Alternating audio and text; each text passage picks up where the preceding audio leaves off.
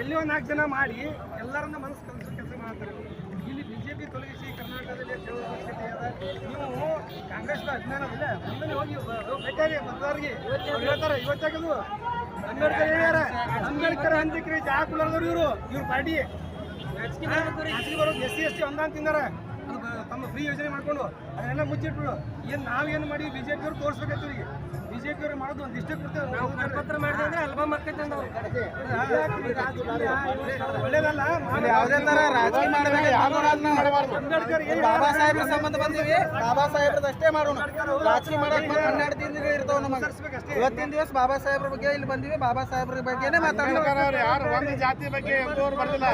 ಅಲ್ರಿ 30 ವರ್ಷ ಮೂರ್ತಿ ಮಾಡಿದಾರೆ ಯಾರು? ಬಿಜೆಪಿ ಸರ್ಕಾರ ಬಸವಣ್ಣ ಪಾಟೀಲ್ ಅವರು ಯಾವುದೇ ಮಾಡ್ಲಿಕ್ಕೆ ಮೂರ್ತಿ ಮಾಡಿದ್ರೆ ಅವರೆಲ್ಲ ಇವತ್ತು ತರೋದು ಬೇಡ್ರಿ. ಇವತ್ತು ಒಳ್ಳೆ ಸಂದೇಶ ಬಿಜೆಪಿ ಕೆಲಸ ಮಾಡಬಾರ್ದು.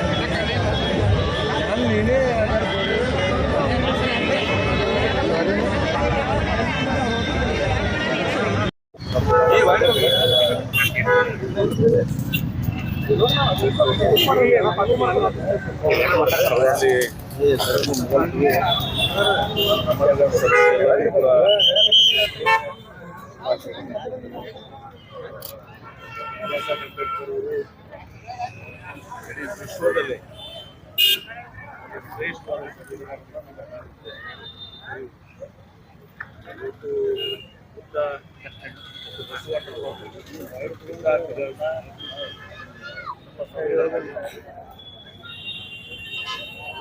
ಹೀಗಾಗಿ ನಾನು ಜಿಲ್ಲಾ ಉಸ್ತುವಾರಿ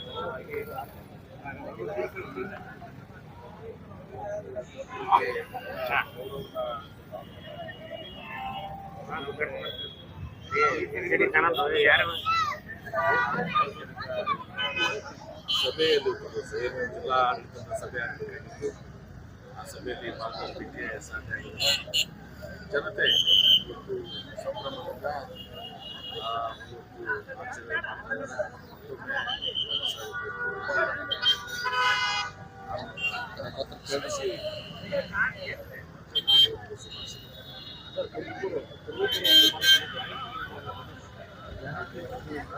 ಗ್ರಾಮೀಣ ಭಾಗದಲ್ಲಿ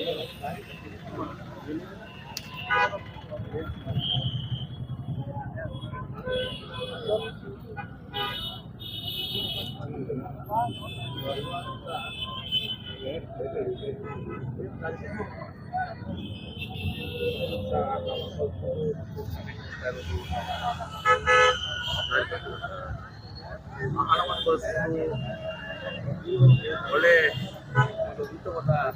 ಊಟವನ್ನು ಊಟ ಮಾಡ್ತಾರೆ. ಒಳ್ಳೆ ಪದ್ಯನ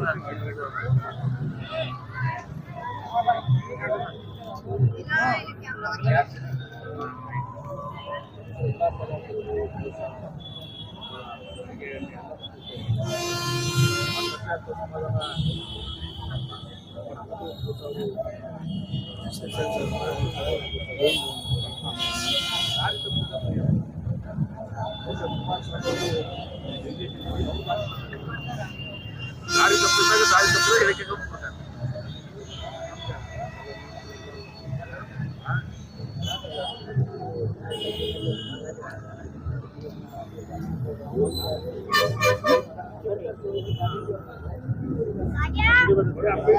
ಬಾಬಾ ಸಾಹೇಬ್ ಅಂಬೇಡ್ಕರ್ ಯಾವುದೇ ಅವರು ಇಡೀ ವಿಶ್ವದ ಆಸ್ತಿ, ಭಾರತ ದೇಶದ ಆಸ್ತಿ, ಕಾಂಗ್ರೆಸ್ ಆಸ್ತಿ, ಬಿಜೆಪಿಯವ್ರದ್ದು ಆಸ್ತಿ, ಎಲ್ಲರೂ ಆಸ್ತಿ. ಹಂಗೆ ನೋಡ್ಬೇಕಂದ್ರೆ ಈ ಪ್ರಚಾರ ಮಾಡಬೇಕಾಗಿತ್ತು. ನಾನು ಉದ್ಘಾಟನೆ ಮಾಡಿಲ್ಲ ಇದನ್ನ.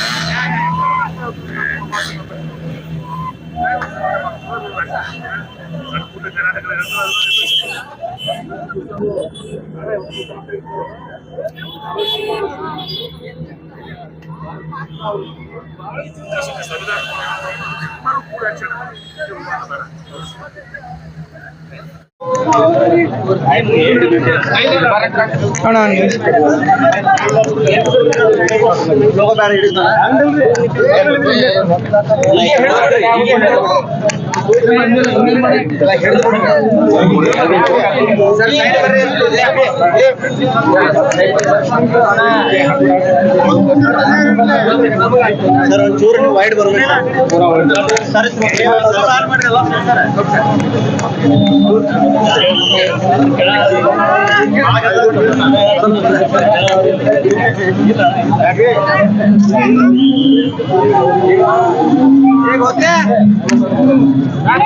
ಬಾಬಾ ಸಾಹೇಬ್ ಅಂಬೇಡ್ಕರ್ ಬರ್ರಿ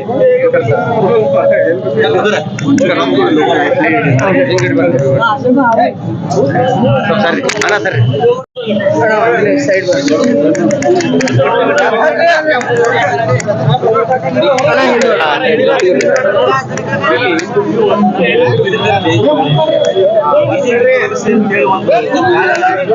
ಪಾರ್ಲಿಮೆಂಟ್ ಪ್ರಚಾರ ಮಾಡಿ ಗಲಾಟೆ ಆಯ್ತು. ಕೆಲವು ಮುಸ್ಲಿಂ ಸಂಘಟನೆಗಳು ವ್ಯವಸ್ಥಿತವಾಗಿ ದಲಿತ ಮುಸ್ಲಿಮನಂತ ಮಾಡಲಿಕ್ಕೆ ಒಂದು ರೀತಿ ಬಾಬಾ ಸಾಹೇಬ್ ಅಂಬೇಡ್ಕರ್ ಅವರ ಪವಿತ್ರ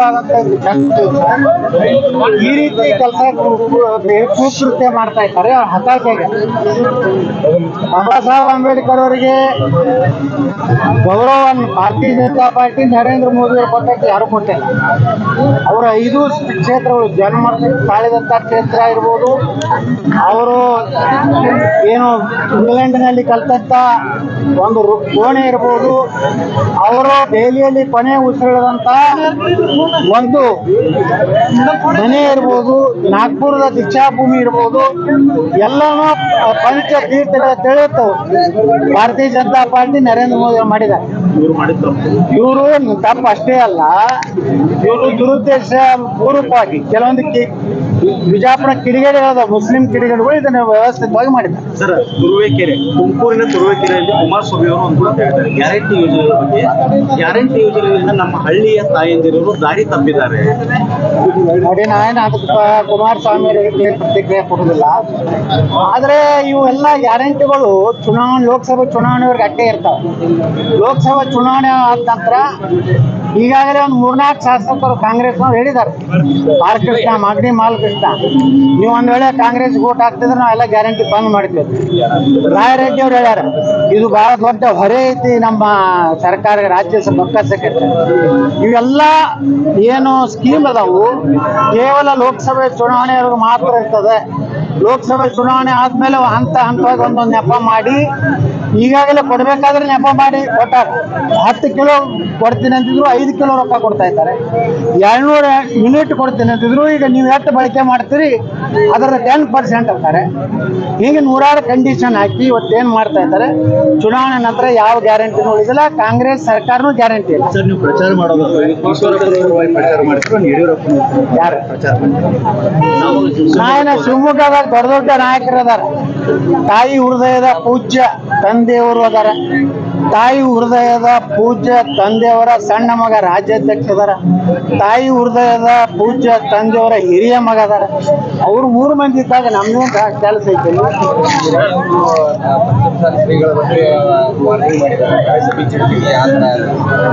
ಯಾರ್ಯಾರ ರಹಸ್ಯ, ಯಾರ್ಯಾರು ಎಲ್ಲ ರಹಸ್ಯ ಎಲ್ಲಾರು ಇದ್ದೇ ಇರ್ತದೆ. ಅವೆಲ್ಲ ಅಂತ ಹಲ್ಕ ಮಾತಾಡೋರ್ ಬಗ್ಗೆ ನಾ ಪ್ರತಿಕ್ರಿಯೆ ಕೊಡುದು. ಶಿವಾನಂದ ಪಾಟೀಲ್ ಅವರು ಆಹ್ವಾನ ಕೊಟ್ಟಿದ್ದಾರೆ ಪಕ್ಷೇತರ ಸ್ಪರ್ಧೆ ಮಾಡಿ. ಅವ ಪ್ರತಿ ಚುನಾವಣೆದಾಗ ಆಹ್ವಾನ ಕೊಡ್ತಾನ. ಅವನು ಉದ್ಯೋಗ ಅದು.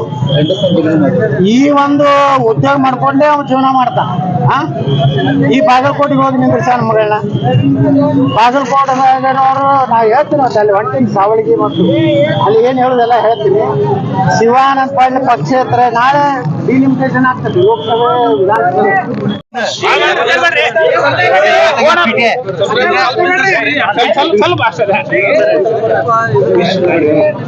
ಮೊದಲನೇದಾಗಿ ಭಾರತ ದೇಶದ ಹೆಮ್ಮೆಯ ಪುತ್ರ, ಭಾರತ ರತ್ನ, ಈ ದೇಶಕ್ಕೆ ವಿಶ್ವದಲ್ಲೇ ಒಂದು ಶ್ರೇಷ್ಠವಾದಂಥ ಸಂವಿಧಾನವನ್ನು ಕೊಟ್ಟಂತ ಡಾಕ್ಟರ್ ಬಾಬಾ ಸಾಹೇಬ್ ಅಂಬೇಡ್ಕರ್ ಅವರ ಜಯಂತ್ಯೋತ್ಸವದಂದು ಅವರಲ್ಲಿ ನಾನು ನಮನಗಳನ್ನು ಸಲ್ಲಿಸಿ ಎಲ್ಲರಿಗೂ ಕೂಡ ಶುಭಾಶಯಗಳನ್ನ ಕೋರ್ತೇನೆ. ಡಾಕ್ಟರ್ ಬಾಬಾ ಸಾಹೇಬ್ ಅಂಬೇಡ್ಕರ್ ಅವರು ಇಡೀ ವಿಶ್ವದಲ್ಲೇ ಒಂದು ಶ್ರೇಷ್ಠವಾದ ಸಂವಿಧಾನವನ್ನು ನಮ್ಮ ಭಾರತ ದೇಶಕ್ಕೆ ಕೊಟ್ಟಿರುತ್ತಾರೆ. ಇವತ್ತು ಬುದ್ಧ ಮತ್ತು ಬಸವಣ್ಣವರು ಸಿದ್ಧಾಂತಗಳನ್ನ ನಮ್ಮ ಸಂವಿಧಾನದಲ್ಲಿ ನಾವು ಕಾಣ್ತೇವೆ. ಹೀಗಾಗಿ ನಾನು ಜಿಲ್ಲಾ ಉಸ್ತುವಾರಿ ಸಚಿವನಾಗಿ ಇವತ್ತು ಬಂದು ಇಲ್ಲಿ ನನ್ನ ಗೌರವನ ಸಮರ್ಪಣೆ ಮಾಡಿದ್ದೇನೆ. ಚುನಾವಣೆ ನೀತಿ ಸಂಹಿತೆ ಇರೋದ್ರಿಂದ ನಾನು ಸಾರ್ವಜನಿಕ ಸಭೆಯಲ್ಲಿ ಏನು ಜಿಲ್ಲಾ ಆಡಳಿತದ ಸಭೆ ಆಗಬೇಕಾಗಿತ್ತು, ಆ ಸಭೆಯಲ್ಲಿ ಭಾಗವಹಿಸಲಿಕ್ಕೆ ಸಾಧ್ಯ ಆಗೋದಿಲ್ಲ. ಜನತೆ ಇವತ್ತು ಸಂಭ್ರಮದಿಂದ ಇವತ್ತು ಆಚರಣೆ ಮಾಡ್ತಾ ಇದ್ದಾರೆ. ಮತ್ತೊಮ್ಮೆ ಡಾಕ್ಟರ್ ಬಾಬಾ ಸಾಹೇಬ್ ಅಂಬೇಡ್ಕರ್ ಅವರಲ್ಲಿ ನಾನು ನಮ್ಮನ್ನು ಅನುಸರಿಸಿ ಜನರಿಗೆ ಒಂದು ಶುಭಾಶಯಗಳನ್ನು ಕೊಡ್ತೇನೆ. ಸರ್, ತುರುವೇಕೆರೆಯಲ್ಲಿ ಕುಮಾರಸ್ವಾಮಿ ಗ್ಯಾರಂಟಿ ಯೋಜನೆಗಳ ಬಗ್ಗೆ ಮಾತಾಡ್ತಾರೆ. ಗ್ಯಾರಂಟಿ ಯೋಜನೆಗಳಿಂದ ಗ್ರಾಮೀಣ ಭಾಗದ ಮಹಿಳೆಯರು ದಾರಿ ತಪ್ಪಿದ್ದಾರೆ, ವಿವಾದಾತ್ಮಕವಾದ ಹೇಳಿ. ದಾರಿ ತಪ್ಪಿದಾರಂದ್ರೆ ಏನು ಅಂತ ಕೇಳ್ಬಿಡಿ ಅವ್ರಿಗೆ, ಅದೊಂದು ಸ್ಪಷ್ಟ ಮಾಡಿಬಿಡ್ಲಿ. ವಿವಾದ ಕೂಡ ಏನ್ರಿ, ಏನು ದಾರಿ ತಪ್ಪಿದಾರ ಅಂತ. ಇಲ್ಲಿ ಮಕ್ಕಳ ಹಣವನ್ನು ಬಳಸ್ಕೊಂಡು ಮಕ್ಕಳನ್ನ ಶಾಲೆ ಕಳಿಸ್ತಾ ಇರೋದು ದಾರಿ ತಪ್ಪಿರಂಗ, ಆ ಹಣವನ್ನು ಬಳಸ್ಕೊಂಡು ಒಳ್ಳೆ ಒಂದು ಊಟವನ್ನ ಹಸುದ ಹೊಟ್ಟೆಗೆ ಊಟವನ್ನು ಹಾಕುವಂತ ದಾರಿ ತಪ್ಪಿದ, ಒಳ್ಳೆ ಬಟ್ಟೆಯನ್ನ ಒಂದು ಸಹ ಹಾಕೊಂಡಿರುತ್ತದ್ದು ದಾರಿ ತಪ್ಪಿದಂತನ. ಗ್ಯಾಸ್ ಸಿಲಿಂಡರು ಇನ್ನಿತರ ಎಲ್ಲಾ ಪದಾರ್ಥಗಳು ಸಹ ನಮ್ಮ ಅಡಿಗೆ ಎಣ್ಣೆ ಎಲ್ಲನೂ ತುಟ್ಟಿ ಆಗಿದೆ. ಆ ತಟ್ಟೆ ಅನ್ನೋ ಸಮಾಧಾನ ಪಟ್ಟುಕೊಂಡು ದಿವಸ ಅವರು ಮನೆ ನಡೆಸಿರೋದು ದಿವಸ ದಾರಿ ತಪ್ಪಿದ್ದನ. ದಾರಿ ತಪ್ಪಿದ್ದಂದ್ರೆ ಏನು ಅಂತ ಕೇಳಿ ಬಹುಶಃ ಕುಮಾರಸ್ವಾಮಿ ಅವರು ಬಿಜೆಪಿಗೆ ಹೋಗಿ ಅವ್ರು ದಾರಿ ತಪ್ಪಿದಾರ. ದಾರಿ ತಪ್ಪಿದಾಗ ದಾರಿ ತಪ್ಪಿ ಸರ್, ನಿಮಗೂ ಮತ್ತು ಬಿಜೆಪಿ ಅವ್ರಿಗೆ ಏನಾಯ್ತು ಸರ್? ಮೊದಲನೇದಾಗಿ ಬಾಬಾ ಸಾಹೇಬ್ ಅಂಬೇಡ್ಕರ್ ಅವರ 133ನೇ ಜಯಂತಿ ಉತ್ಸವದ ಶುಭಾಶಯವನ್ನು ಕೊಡ್ತೇವೆ. ಆ ಶುಭಾಶಯ ಕಾರ್ಯಕ್ರಮದಲ್ಲಿ, ಹಬ್ಬದ ಕಾರ್ಯಕ್ರಮದಲ್ಲಿ ನಾವು ಅಂಬೇಡ್ಕರ್ ಸರ್ಕಲ್ ಅಲ್ಲಿ ಸೇರ್ಕೊಂಡಿದ್ದೀವಿ. ಆ ದಿನ ಸೇರ್ಕೊಂಡು ನಾವೇನಪ್ಪ ಅಂತ ವಿಜೃಂಭಣೆಯಿಂದ ಬಾಬಾ ಸಾಹೇಬ್ ಅಂಬೇಡ್ಕರ್ ಅವರ ಜಯಂತಿಯನ್ನ ಆಚರಣೆ ಮಾಡ್ತಾ ಈ 10 ವರ್ಷದಲ್ಲಿ ದೇಶದಲ್ಲಿ ಆಗಿರ್ತಕ್ಕಂಥ ಬದಲಾವಣೆಗಳು ಏನಾಗಿದ್ದಾವೆ ಅಂತಕ್ಕಂಥದ್ದನ್ನ ನಾವು ಈ ಪ್ರಧಾನಿಯವರನ್ನ ಪ್ರಶ್ನಿಸುವಂತ ಕೆಲಸ ಪ್ರಜಾಪ್ರಭುತ್ವ ವ್ಯವಸ್ಥೆಯಲ್ಲಿ ಬಾಬಾ ಸಾಹೇಬ್ ಅಂಬೇಡ್ಕರ್ ನಮ್ಗೆ ಹಕ್ಕು ಕೊಟ್ಟಿದ್ದಾರೆ. ಆ ಹಕ್ಕನ್ನು ಚಲಾಯಿಸಿ ಕರಪತ್ರ ಹಂಚುವ ಸಂದರ್ಭದಲ್ಲಿ, ಜನರಿಗೆ ಜಾಗೃತಿ ಮೂಡಿಸುವ ಸಂದರ್ಭದಲ್ಲಿ ಬಿಜೆಪಿಯ ಅಂಧಭಕ್ತರು ನಮ್ಮ ಮೇಲೆ ಹಲ್ಲೆ ಮಾಡ್ಲಿಕ್ಕೆ ಪ್ರಯತ್ನ ಮಾಡಿದ್ರು. ಆ ಕರಪತ್ರಗಳನ್ನ ನಮ್ಮ ಮುಂದೆ ಹರಿದೋಗಿದ್ರ ಮುಖಾಂತರ ಒಂದು ವಾಕ್ ಸ್ವಾತಂತ್ರ್ಯವನ್ನು ಕಿತ್ತುಕೊಳ್ಳುವಂತ ಪ್ರಯತ್ನವನ್ನ ಈ ಬಿಜೆಪಿ ಅಂಧಭಕ್ತರು ಮಾಡಿರ್ತಕ್ಕಂಥದ್ದನ್ನ ನಾವಿಲ್ಲಿ ಖಂಡಿಸ್ತೇವೆ. ಯಾಕೆ ಬಿಜೆಪಿ ಅಂಧಭಕ್ತರು ಅಂತ ಹೇಳ್ತೀವಪ್ಪ ಅಂತ ಅವ್ರು ಅದು ಪುಸ್ತಕ ಓದ್ಲಿಕ್ಕೂ ಗೊತ್ತಿಲ್ಲ ಮತ್ತು ಓದಿಕಂತ ತಿಳ್ಕೊಳ್ತಕ್ಕಂಥ ಪ್ರಮೇಯ ಕೂಡ ಅವರಲ್ಲಿ ಇಲ್ಲ. ಆ ಕಾರಣಕ್ಕಾಗಿ ಬಿಜೆಪಿ ಅಂಧಭಕ್ತರು ಮಾಡಿರ್ತಕ್ಕಂಥದ್ದನ್ನ ಬಾಬಾ ಸಾಹೇಬ್ ಅಂಬೇಡ್ಕರ್ ಜಯಂತಿ ಉತ್ಸವದ ನಿಮಿತ್ತವಾಗಿ ಖಂಡಿಸ್ತೇವೆ. ಬಾಬಾ ಸಾಹೇಬ್ ಅಂಬೇಡ್ಕರ್ ಜಯಂತಿ ಇರೋ ಕಾರಣಕ್ಕಾಗಿ ನಾವು ಸುಮ್ಮನೆ ಬಿಟ್ಟಿದ್ದೇವೆ. ಇಲ್ಲದೆ ಇದ್ರೆ ಖಂಡಿತವಾಗ್ಲೂ ಕೂಡ ಬಿಜೆಪಿಯ ಯಾರು ನಮ್ಮ ಮೇಲೆ ಹಲ್ಲೆ ಮಾಡ್ಲಿಕ್ಕೆ ಪ್ರಯತ್ನ ಮಾಡಿದ್ರು, ಯಾರು ನಮ್ಮ ಬಿಜೆಪಿಯ ಕಾರ್ಯಕರ್ತರು ನಮ್ಮನ್ನ ಧ್ವನಿಯನ್ನ ಪ್ರಜಾಪ್ರಭುತ್ವದಲ್ಲಿ ವಾಕ್ ಸ್ವಾತಂತ್ರ್ಯದ ಧ್ವನಿಯನ್ನ ಏನಪ್ಪಾ ದಬ್ಲಿಕ್ಕೆ ಪ್ರಯತ್ನ ಮಾಡಿದ್ರು, ಅವ್ರನ್ನ ನಾವು ಬಿಡೋದಿಲ್ಲ. ಮುಂದಿನ ದಿನಮಾನದಲ್ಲಿ ಬಾಬಾ ಸಾಹೇಬ್ ಅಂಬೇಡ್ಕರ್ ಜನ್ಮ ದಿನಾಚರಣೆ ನಿಮಿತ್ತವಾಗಿ ನಾವು ಈ ದಿನ ಶಪಥ ಮಾಡ್ತೇವೆ. ಭೀಮನ ಮಕ್ಕಳಾಗಿ ಆ ಮನುವಾದಿ ಸರ್ಕಾರವನ್ನ ಕಿತ್ತೊಗಿಲಿಕ್ಕೆ ನಾವಿಂದು ಶಪಥ ಮಾಡ್ತೇವೆ. ಅದೇ ಕೆಲಸಕ್ಕಾಗಿ ನಾವು ದುಡಿತೇವೆ. ಮುಂದಿನ ಏನು ಬಿಜಾಪುರ ಜಿಲ್ಲೆಯ ಜೂನ್ 7ನೇ ತಾರೀಕಿಗೆ, ಇದು ಮೇ 7ನೇ ತಾರೀಕಿಗೆ ಏನು ಮತದಾನ ಇದೆಯೋ, ಆ ಮತದಾನ ದಿನ ನಾವೆಲ್ಲರೂ ಕೂಡ ಭೀಮನ ಮಕ್ಕಳು ಈ ಮನುವಾದಿಗಳಿಗೆ ತಕ್ಕ ಉತ್ತರವನ್ನು ಕೊಡ್ತೇವೆ. ಅವರು ಬಿಜೆಪಿ ಅವರ ಬಣ್ಣವನ್ನ ಬಯಲು ಮಾಡಿದ್ದಾರೆ. ಅವರು ಯಾವಾಗಲೂ ಕೂಡ ಆಕ್ರಮಣಕಾರಿ ನೀತಿ, ಯಾರು ಪ್ರಜಾಪ್ರಭುತ್ವದಲ್ಲಿ ಮಾತನಾಡ್ತಾರೋ ಅವರ ಧ್ವನಿಯನ್ನು ಅಡಗಿಸೋದು, ಅವರಿಗೆ ಭಯವನ್ನ ಸೃಷ್ಟಿ ಮಾಡೋದು. ಇವರು ಭಯೋತ್ಪಾದಕರು, ನಿಜವಾಗ್ಲೂ ಕೂಡ ಭಯೋತ್ಪಾದಕರು. ಪ್ರಜಾಪ್ರಭುತ್ವದಲ್ಲಿ ಇವರೇ ಭಯೋತ್ಪಾದಕರು. ಇವರು ಭಯೋತ್ಪಾದಕರಾಗಿರೋದ್ರಿಂದ ಈ ಭಯೋತ್ಪಾದನೆ ಕಿತ್ತೊಗಿಲಿಕ್ಕೆ ನಮಗೆ ಒಂದೇ ಅಸ್ತ್ರ ಮತದಾನ. ಅದನ್ನ ಮೇ 7ನೇ ತಾರೀಕಿಗೆ ನಾವೆಲ್ಲರೂ ಕೂಡ ಜಾಗೃತಿ ಮಾಡ್ತೇವೆ. ಈ ರೀತಿ ಹಲ್ಲೆಗಳು ಮುಂದಿನ ದಿನ ಮೇಲೆ ಹೆಚ್ಚಾಗಬಹುದು. ನಮಗೀಗ ಶಾಂಪಲ್ ತೋರಿಸಿದ್ದಾರೆ ಅಂಬೇಡ್ಕರ್ ಜಯಂತಿ ದಿನ. ಮುಂದಿನ ಅಂಬೇಡ್ಕರ್ ಜಯಂತಿಯವರೆಗೆ ಅವ್ರು ಏನೆಲ್ಲಾ ಮಾಡಬಹುದು, ಅವ್ರದೇ ಆಗಿರ್ತಕ್ಕಂಥ ಸರ್ಕಾರ ಬಂದ್ರೆ ಅದನ್ನು ಖಂಡಿಸಲಿಕ್ಕೆ ನಾವು ಜನರಲ್ಲಿ ಜಾಗೃತಿ ಮಾಡ್ತೇವೆ, ಜನರನ್ನ ಕೂಡಿಸ್ತೇವೆ, ಜನರ ಏನಪ್ಪಾ ಅಂತ ಪ್ರಜಾಪ್ರಭುತ್ವ ಉಳಿಸ್ಲಿಕ್ಕೆ ನಾವು ಶಪಥ ಮಾಡ್ತೇವೆ. ಬಿಜೆಪಿ ಅವ್ರ ಮೇಲೆ ಏನು ಮಾಡಲ್ಲ. ನಾವು 7ನೇ ತಾರೀಕಿಗೆ ಮತದಾನ ಮಾಡೋದ್ರ ಮುಖಾಂತರ ಎಲ್ಲದಕ್ಕೂ ಕೂಡ ಮದ್ದು ಉತ್ತರ ಏನಪ್ಪಾ ಅಂತಾನೆ 7ನೇ ತಾರೀಕಿನ ಮತದಾನ. ಆ ಮತದಾನದಲ್ಲಿ ಎಲ್ಲದಕ್ಕೂ ಕೂಡ ತಕ್ಕ ಉತ್ತರವಿದೆ. ಆ ಉತ್ತರ ಕೊಡೋದ್ರ ಮುಖಾಂತರ ನಾವು ಬಾಬಾ ಸಾಹೇಬ್ ಅಂಬೇಡ್ಕರ್ ಹಕ್ಕನ್ನು ಚಲಾಯಿಸಿ ಅವರಿಗೆ ತಕ್ಕ ಉತ್ತರವನ್ನು ಕೊಡ್ತೇವೆ. ಅವರಲ್ಲಿ ಏನೇನಿತ್ತೋ ಗೊತ್ತಿಲ್ಲ. ಅವರು ಗುಂಪು ಕಟ್ಟಿಕೊಂಡು ಒಬ್ಬ ವ್ಯಕ್ತಿ ಮೇಲೆ ಮುಗು ಬೀಳ್ತಕ್ಕಂಥದ್ದನ್ನು ನೋಡಿದ್ರೆ ಖಂಡಿತವಾಗ್ಲೂ ಕೂಡ ಹಲ್ಲೆ ಮಾಡೋ ಉದ್ದೇಶವನ್ನು ಹೊಂದಿದ್ರು. ಅವ್ರು ಏನಪ್ಪಾ ಅಂತಂದ್ರೆ ಬಾಬಾ ಸಾಹೇಬ್ ಅಂಬೇಡ್ಕರ್ ಜಯಂತಿ ಉತ್ಸವ ನಿಮಿತ್ತವಾಗಿ ದಾಂಧಲಿ ಗಲಭೆಯನ್ನು ಸೃಷ್ಟಿ ಮಾಡ್ಲಿಕ್ಕೆ ಅವರು ಉದ್ದೇಶವನ್ನು ಹೊಂದಿದ್ರು. ಅವರು ಅದಕ್ಕಾಗಿ ಸಂಚು ರೂಪಿಸಿಕೊಂಡು ಕೂತಿದ್ರು ಅಂತಕ್ಕಂಥದ್ದು ಸ್ಪಷ್ಟವಾಗಿ ಕಾಣ್ತದೆ. ನನ್ನ ಹೆಸರು ಶ್ರೀನಾಥ್ ಪೂಜಾರಿ ಅಂತ ಹೇಳಿ ಸರ್, ಬಡಪಾಯಿ. सर अम्बेडकर जयंती में क्या हुआ सर? पहले बात, मैं 133वीं श्री भीमराव अंबेडकर की जयंती का तमाम लोगों को शुभकामनाएं देता हूं। इसी तरह हमने लोगों में जो 10 साल से मोदी सरकार लोगों को झूठे भरोसे देकर लोगों में जो अशांति फैलाई है, उसका हम एक कॉम्प्लेंट बांटकर लोगों में जागृति करने का, वोटिंग की महत्व क्या है, क्योंकि आज एक वोट देंगे तो 5 साल तक हम इसका भुगतना पड़ता है, और 10 साल से हम भुगत रहे हैं, क्योंकि 2 करोड़ लोगों को साल में एक बार नौकरी देता हूँ, 5 लाख रुपए तुम्हारे अकाउंट को डालता हूँ। ऐसे सब ये झूठे वादे। आज गैस की कीमत क्या है, अनाज की कीमत क्या है, ये मालूमात अवेयरनेस देने के लिए हमने कॉम्प्लेंट बांट रहे थे। बीजेपी के चंदे के लोग आकर तुम यहाँ मुस्लिम आकर अंबेडकर का फंक्शन तुम विरोध कर रहे हैं बोल के हमारे ऊपर बात करने लगे। तो मैं और श्रीनाथ पुजारी, हमारे अक्षय वगैरह, ये हम यहाँ पर कोई पक्ष लेके नहीं आए, लोगों में जागृति करने के लिए आए बोले। तो इसके ऊपर वो हमारे एक साथी के ऊपर हाथ डालने की कोशिश करे। यहाँ पर बाबा साहब अम्बेडकर का जो एक फंक्शन चला है उसको खराब करने की वो कोशिश कर रहे थे, फिर हमने उसका विरोध किया। तो आने वाले दिनों में भी हम और लोगों को अवेयरनेस देकर इनका जवाब 7 तारीख के वोटिंग के दिन लोग हमारे देंगे, ऐसी हम उम्मीद करता हूँ। बीजेपी सरकार क्या करे? बीजेपी सरकार पिछले 10 साल में खाली लोगों में क्या करे सर? आकर ये तुम पम्पलेट क्यों बांट रहे हैं, ये बीजेपी का विरोध है, तुम कांग्रेस के फारे बोले। हम कांग्रेस भी नहीं है, बीजेपी भी नहीं है, कोई भी नहीं है। हम लोगों में अवेयरनेस देने की कोशिश कर रहे हैं। आपका वोट बहुत कीमती होता है, जो 5 साल तक हम भुगतना पड़ता है। ये 5 साल के अंदर, 10 साल के अंदर बीजेपी सरकार जो हमारे ऊपर जुल्म ज्यादती की है, उसका विरोध करने के लिए हम ये पम्पलेट बांट रहे थे। वो नहीं बांटना बोल के आकर हमारे ऊपर हल्ला करने की कोशिश करे। क्या लेकर आए थे सर? क्या लेके आए नहीं, मगर आवाज करके लोगों में अशांति करके हाथ डालकर, गले में हाथ डालकर दबाने की कोशिश कर रहे थे। फिर बाद में हमारे ये चंद संविधान के भक्त जो लोग हैं वो उसको ठंडा किए। सर पुलिस होती क्या नहीं सर? पुलिस वगैरह नहीं थी। यहाँ पर एक खुशी का माहौल, ईद का माहौल चला है अम्बेडकर जयंती का, वहाँ आकर अशांति फैलाने की वो कोशिश कर रहे थे। हम उसका विरोध करते हैं। क्या उसके बीजेपी लोगों के ऊपर क्या एफआईआर की जरूरत नहीं है। आने वाले मई 7 तारीख को वोट देकर ही उनका एफआईआर करेंगे हम इंशाल्लाह। मेरा नाम अकरम माशालकर।